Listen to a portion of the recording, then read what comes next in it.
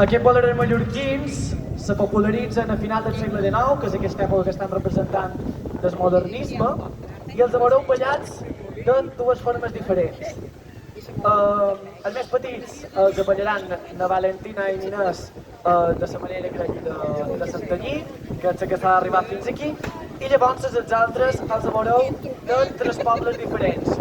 Un punt d'Andratx, un punt de Pollença i un punt de Santanyí en el final. Per tant, aquests boleros sempre són de tres punts. Quan començaven les festes en els pobles, ballaven els tres boleros i tenien dues opcions: o fer tot el bolero sencer amb el mateix punt, o fer el bolero d'un punt de cara. Farem els boleros mallorquins.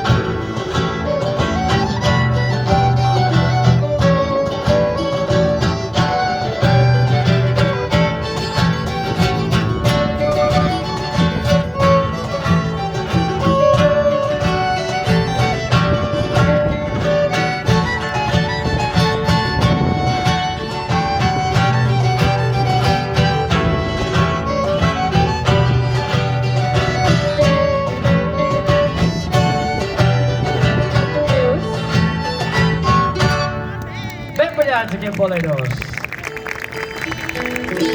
Les dones burgueses adoptaren aquesta moda per